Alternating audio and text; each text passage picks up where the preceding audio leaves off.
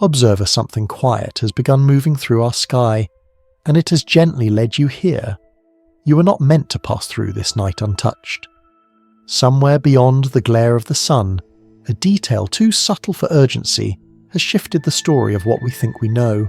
What if an interstellar object older than our world released a signal only after silence should have returned? What are the odds that a body shaped by no familiar rule would speak once, then drift away unchanged as if listening mattered more than movement? Now picture a dark form gliding near the sun, light folding around it, data trembling at the edges of certainty, a message not spoken loudly but precisely. Stay with me. Tonight, the universe whispers again, not through spectacle or alarm, but through a subtle shift that few noticed at first. I remember the nights when the data began to change, when the observatory felt quieter than usual, as if the instruments themselves were listening more carefully. The stars outside remained indifferent, fixed in their ancient patterns, yet something unseen had already begun to disturb the calm certainty of our models. Nothing announced its arrival loudly. There was only the sense that a familiar story was about to loosen its grip. At first, 3i Atlas appeared ordinary, another interstellar visitor traced by gravity, along a predictable arc around the sun. Its faint presence barely registered beyond routine cataloguing, another point of light-obeying equations refined over centuries. There was no urgency in its motion, no hint that it would demand attention. Like most cosmic travellers, it seemed content to pass through our system silently shaped by forces older than memory, leaving nothing behind but numbers. Then the light changed, and with it, our assumptions. Within days of perihelion telescopes recorded a sudden increase in brightness, far sharper than expected. Not a gradual warming, not a gentle flare, but a measured amplification that demanded recalibration. Brightness alone does not unsettle astronomers, but brightness paired with structural defiance opens a different kind of question. Atlas was glowing more intensely, yet it refused to behave as objects like it always had. Instead of forming a single tail drifting away from the sun, Atlas released multiple streams of material, each tracing its own geometry through space. One of these streams pointed inward toward the source of radiation itself. This detail slowed every conversation. Solar radiation pushes dust and gas outward. This is not speculation, but observation repeated across centuries. Yet here was material resisting that pressure-maintaining direction, with a steadiness that felt almost deliberate. Initial explanations leaned toward error. Perhaps the angle was misread, the data distorted by scattering or calibration limits. Instruments are sensitive and interpretation is fragile. But the anomaly endured. Observatories across continents confirmed the same configuration. The jets did not wander or dissolve. They held their form with a stability that refused to fade. What should have collapsed into noise instead repeated itself with quiet precision. Spectroscopic analysis deepened the puzzle. The velocity of the gas was modest, too weak to overcome solar wind through force alone. Under known physics, the streams should have bent blurred and vanished. Instead, they appeared anchored, as if guided along invisible paths within the object. Every model we tested strained under the weight of this consistency. Heat-driven activity is chaotic by nature. Atlas, however, behaved as though chaos had been edited out. More unsettling was the rhythm. The jets pulsed in cycles aligned with the object's slow rotation, roughly every 9 hours. This was not random release. It was timed. The effect was subtle but unmistakable, as though something internal responded to rotation rather than sunlight alone. In those moments, I remember the room growing quiet, not from fear but from recognition, that the data was asking for patience instead of explanation. Theories multiplied, as they always do. Gas trapped beneath layered crusts, fractures opening vents, thermal exposure rotating into view. Each hypothesis accounted for fragments of behaviour while failing to explain the whole. The rotation was too gentle, the pressure too low, the symmetry too precise. Eventually speculation became unavoidable, not because imagination ran ahead of evidence, but because evidence refused to stand still. Perhaps the release was not random at all. Perhaps internal channels guided the flow, focusing material into narrow paths. Nature can create such structures on small scales seen in cryovolcanic vents on distant moons. But here the consistency felt different, reunited in a way that blurred the boundary between passive matter and regulated response. If such channels existed, Atlas was not merely shedding mass, it was subtly altering its motion. Simulations offered a quiet verdict. Models based on chaotic outgassing dissolved quickly. Structured emission reproduced the observed geometry with unsettling accuracy. The official language remained cautious, speaking of anomalous columnation and localized pathways. No claims of design were made, yet symmetry as a way of communicating without permission. Somewhere between coincidence and intention, the data waited unresolved. If the behavior was natural, it hinted at physics not yet written, a means by which matter organizes its response to energy. If it was not, then we were witnessing something dormant for billions of years, awakening under the right conditions. From that moment, Atlas ceased to be merely classified. It became a question that refused to settle comfortably inside existing categories. After perihelion, the object fell silent again. No visible jets, no optical flares, only faint reflections sliding across a surface that appeared unexpectedly metallic. Instruments listened and heard nothing. The silence felt heavy, though we knew better than to trust such impressions. Then quietly the silence answered itself. On October the 24th, a radio telescope detected a narrow signal clean and precise. Hydroxyl absorption lines the signature of water vapor touched by sunlight. Ordinary in isolation, extraordinary in timing. The object had already passed its closest approach. Heat should have faded, activity should have declined. Instead, the signal arrived late, steady and controlled. The frequencies were too narrow for violent release. Natural venting is turbulent and brief. This signal persisted for more than a day, calm and measured. Professor Avilobe described it as methodical seepage gas escaping, as though regulated rather than eruptive. Afterward the silence returned. No repetition, no echo. One pulse, one breath, then nothing. Silence is the universe thinking. As Atlas continued outward, shrinking into darkness, the data remained. Thin spectral lines. Perfect curves. A reminder that absence does not equal emptiness. Somewhere beyond our reach, something ancient still moves, shaped by laws we do not yet understand. And here, beneath familiar stars, we are left with a quieter truth. Even silence when it ends has something to say. It's all right to not understand. Tonight the universe whispers again, not with light this time, but with frequency. I remember the moment clearly, the quiet hum of receivers filling the room as data streamed in without ceremony. No alarm sounded. No one spoke at first. A narrow signal does not announce itself with drama. It simply appears precise and indifferent to the weight we place upon it. The detection came after silence should have prevailed. Atlas had already passed perihelion. Its closest conversation with the sun concluded. According to thermal logic, any volatile response should have peaked days earlier, fading as distance increased. Yet instead of cooling into stillness, the object spoke. Not loudly, not repeatedly, just once, with careful restraint. The frequency itself was unremarkable in isolation. Hydroxyl absorption lines, familiar markers of water molecules interacting with radiation. Astronomers have catalogued such signals for decades.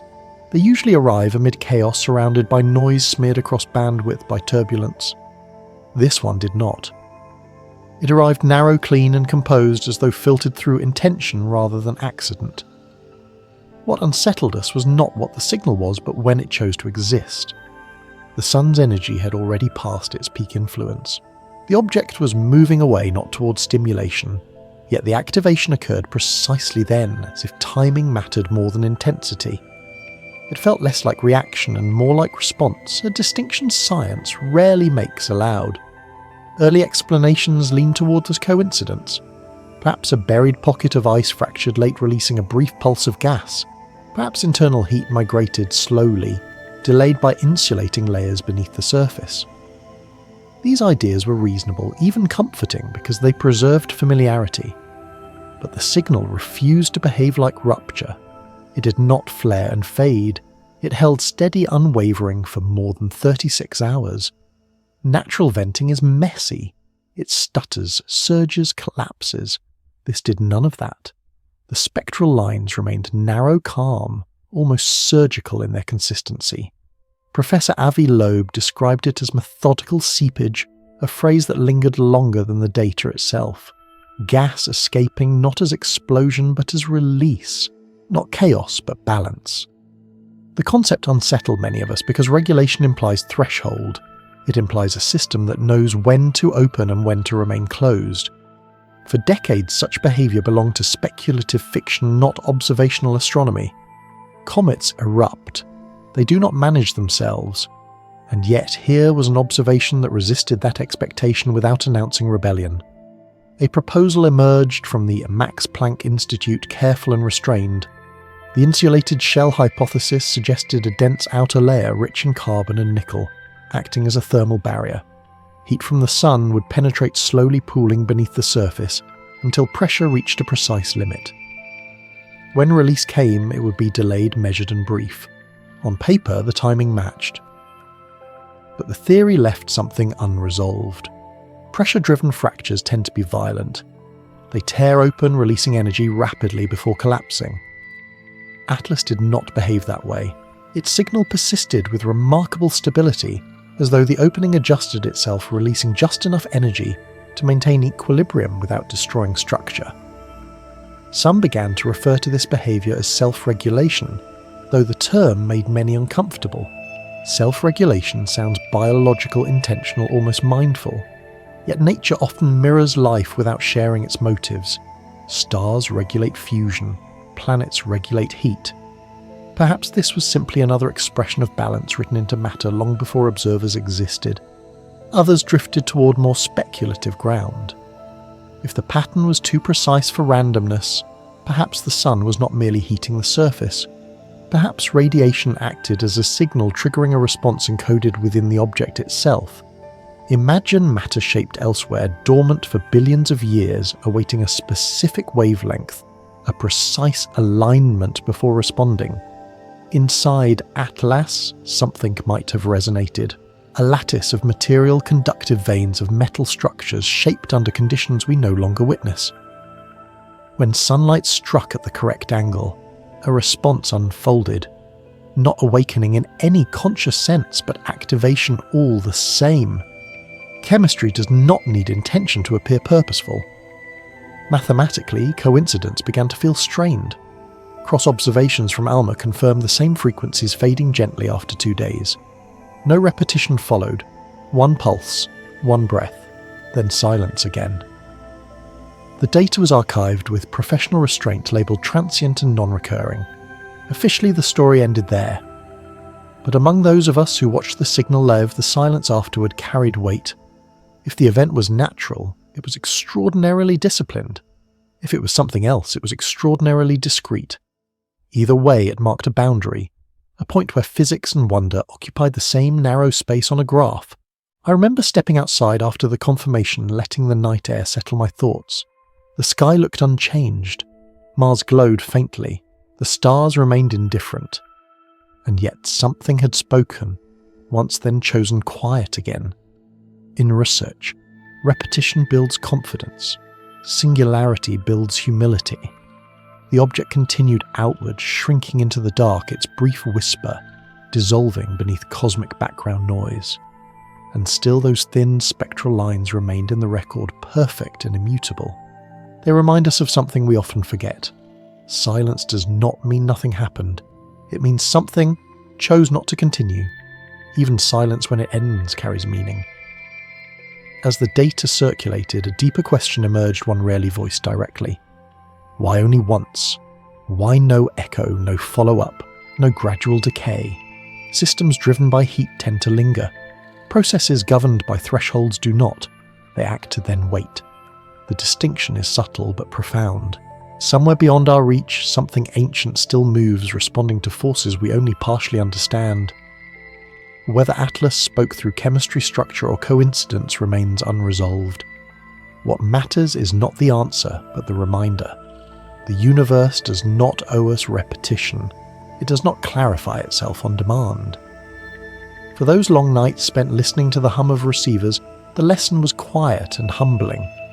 We are not witnesses to certainty, but to moments. fleeting alignments of condition and observation. Most pass unnoticed. Some leave traces. A few leave questions that refuse to settle. It's all right to not understand. After the signal faded, the silence did not feel empty. It felt deliberate. I remember how the data streams flattened, how instruments returned to their steady hum, as if nothing unusual had occurred. In most cases, this is where attention drifts elsewhere toward new targets and fresh questions. But this time, the absence itself demanded patience. Silence once noticed refuses to be ignored. For days, Atlas offered nothing more than reflected light.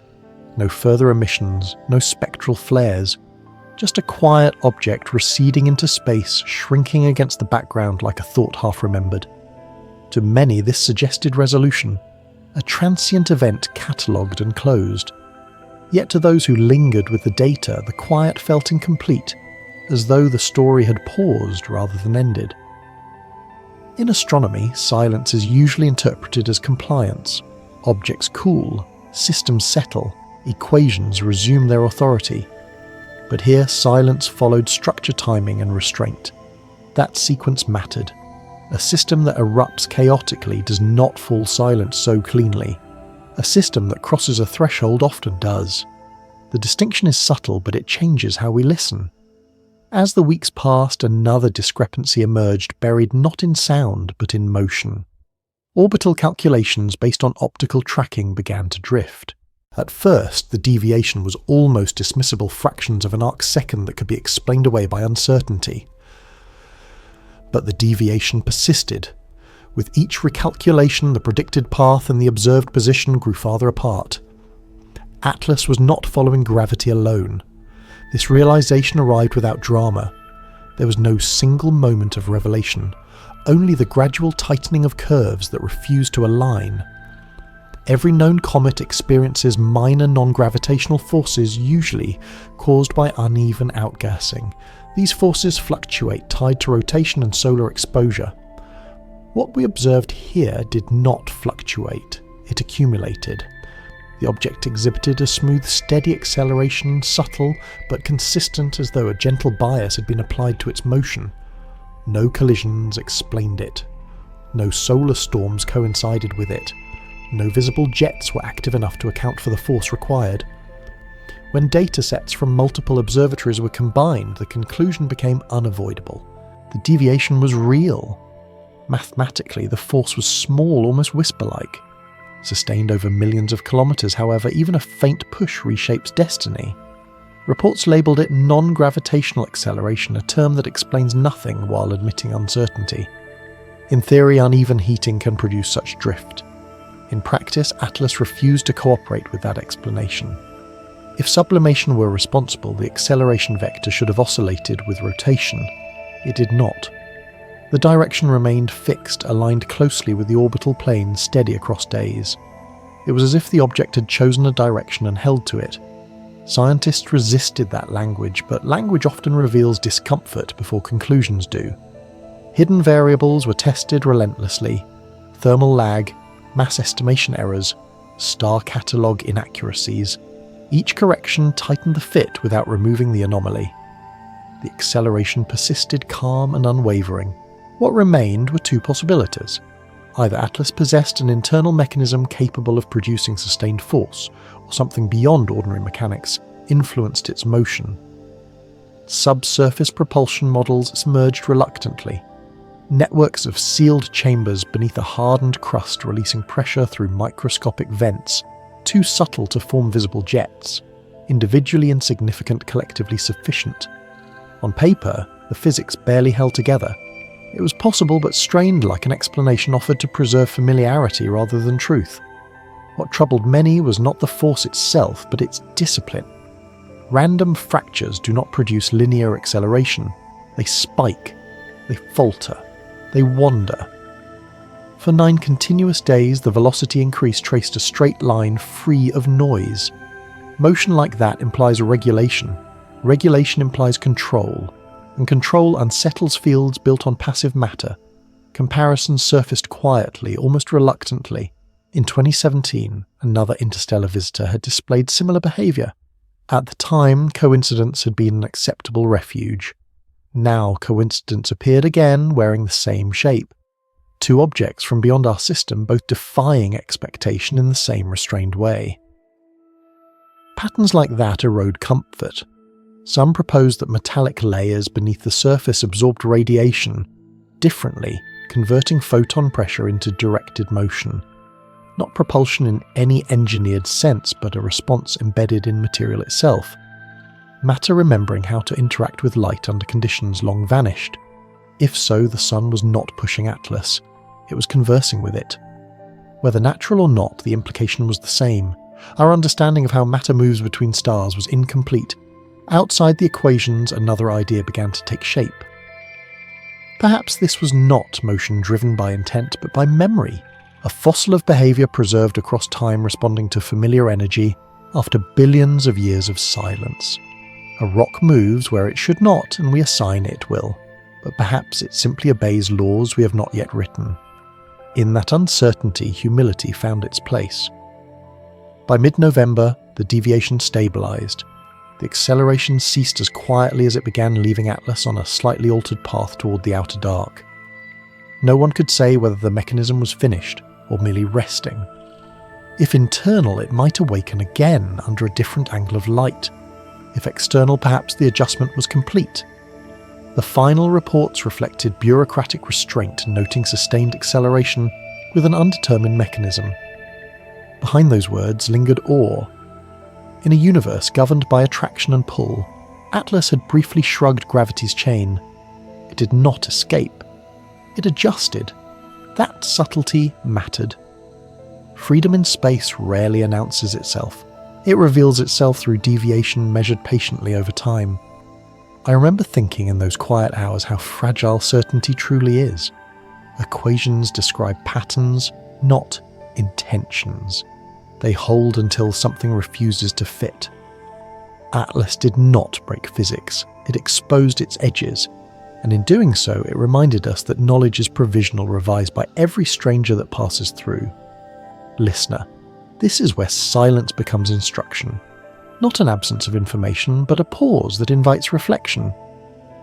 Somewhere beyond our reach, something ancient still moves, guided by rules we have not yet named. We watch, we measure, we accept that not every motion owes us explanation. Silence is the universe thinking. And for now, that is enough. As the motion settled and the equations reluctantly closed around new assumptions, attention shifted from the object itself to the spaces where information should have been. This transition did not happen suddenly.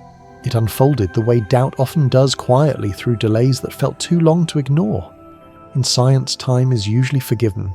Data takes patience. Instruments require care.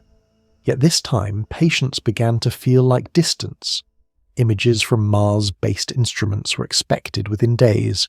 The Mars Reconnaissance Orbiter had captured the object during its passage, positioned at an angle few telescopes could achieve. Such imagery is normally shared quickly, not out of spectacle, but out of routine transparency. Instead, days passed, then weeks. When material finally appeared, it arrived trimmed, compressed, and without announcement, as though meant to pass unnoticed. Official explanations were procedural. Calibration, verification, contextual analysis. Each phrase carried legitimacy on its own. Together they formed a pattern that unsettled observers accustomed to openness. Nothing in the statement suggested concealment, yet nothing offered clarity either. In the absence of detail, speculation does what it always does. It grows. What drew attention was not a single missing frame, but accumulation.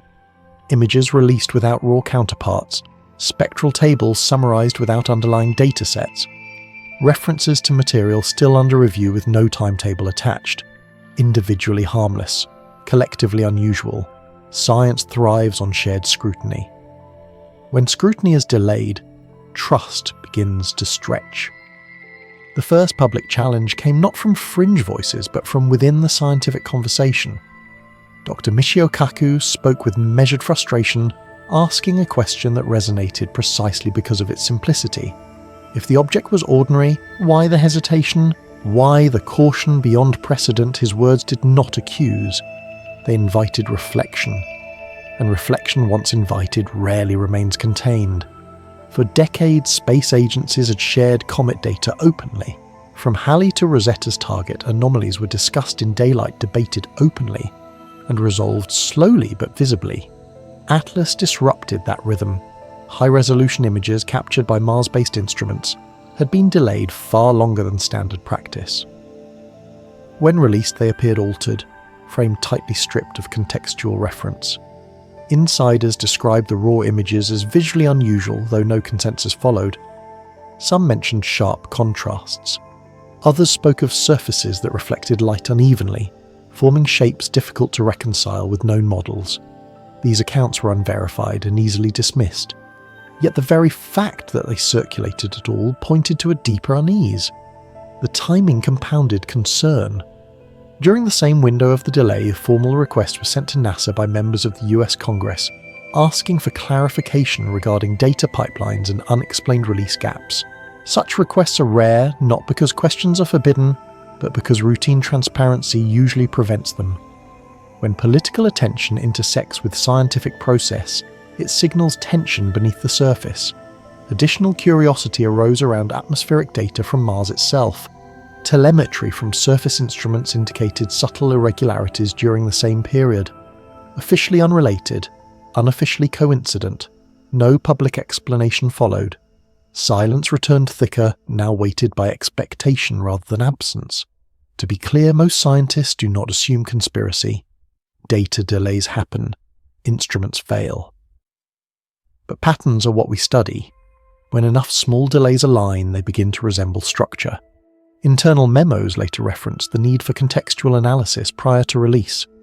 Context is essential, yes, but context without content leaves interpretation ungrounded. Weeks turned into months. Validation never arrived. Transparency, once the foundation of trust, began to feel conditional. Some defended the caution, arguing that incomplete data misleads. Others countered that withholding data invites distortion. Between those positions lies the fragile balance.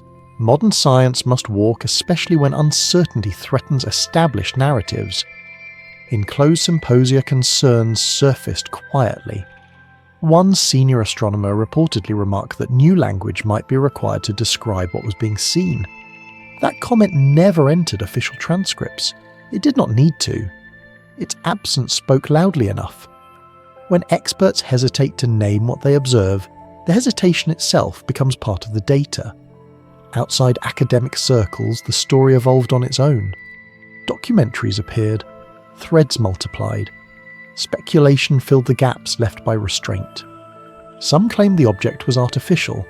Others insisted it was misinterpretation amplified by expectation. Most hovered somewhere between unsure not of the data, but of how much of it had been shared. Listener, this is where the story becomes less about Atlas and more about us. About how we manage uncertainty.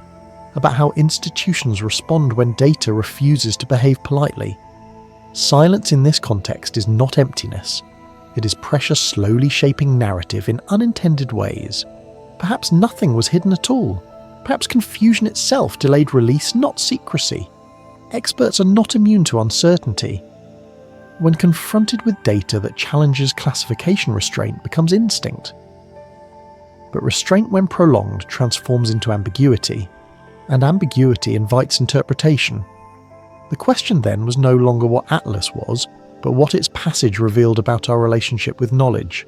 Science depends on trust, that information will surface even when inconvenient. When that trust wavers, curiosity turns restless. Meaning multiplies where explanation hesitates. Between speculation and silence, Atlas became something rare. Not merely an astronomical anomaly, but a test of transparency. A reminder that discovery does not end with observation. It continues through communication. When that communication falters, even unintentionally, mystery deepens beyond the object itself. As the object drifted farther away, public attention slowly softened. New stories replaced old ones. Yet among those who had watched closely, the episode lingered. Not as accusation, but as lesson. Data withheld does not vanish. It accumulates weight in absence. Somewhere beyond our reach, something ancient still moves.